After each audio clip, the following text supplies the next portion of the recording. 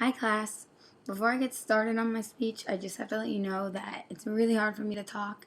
I just got laryngitis and I'm trying to overcome it, but I feel like I'm screaming and nothing's coming out. So bear with me. I hope you can all hear me clear enough. But today I'm going to talk to you about my life lesson. And I have brought it up in my last speech, well, the introduction speech, about something that's happened to me, that's changed me, and that has to be losing my best friend. His name was Rich Grande. He was my best friend for about 3 years, but we did a lot together. Uh, we were inseparable. We partied together. We had sleepovers. We went to the movies together. We did everything. And we were, like I said, inseparable. And I can remember this clear as day.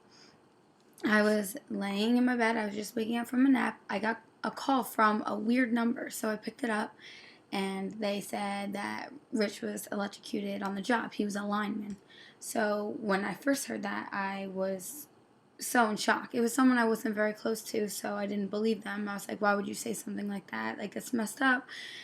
And then I had to call his family, who was unable to even talk. I couldn't even hear what they were saying.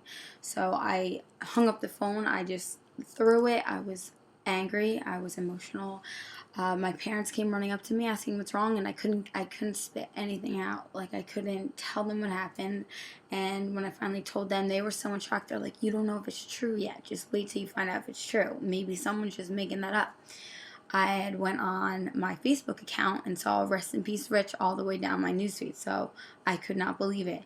And I went over to Rich's house, and they were just getting home from the hospital, and they told me that it was true. Of course, I already at that point had known. And after that had happened, a bunch of our friends, like close friends, got together, and we were just sitting there in silence. And it was definitely the hardest thing I've had to deal with in my life.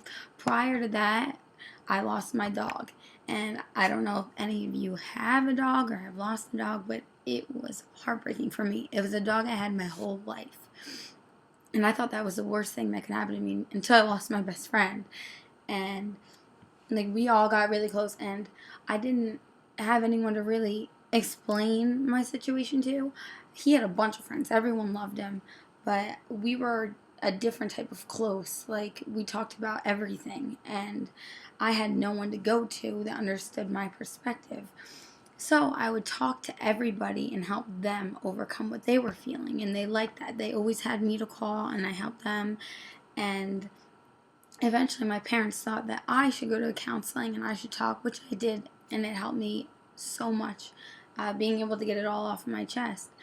But what I've taken from all of this is that you have to take your life and live it to the fullest. And everyone always says that, and I always said that to myself, but I never really did until he lost his life.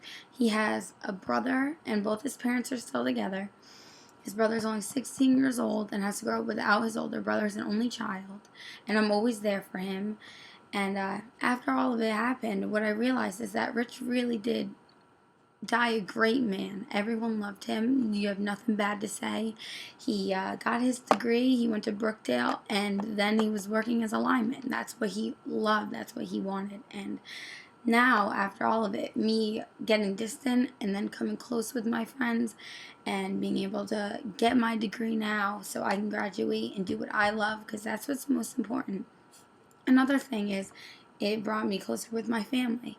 It's very important to have your family, because after all, your friends will come and go, but your family is forever. That's blood, and you have to always be able to go to them and just be open with them and be there for others too. It really does help. It helped me a great deal, and some of the friends that I helped that were going through it, they weren't so close to me at the time, and now we're so close, and it's nice to always keep busy and have somebody there. So I hope maybe this speech has helped anyone that's overcoming a loss, and I'm looking forward to hearing all the other ones.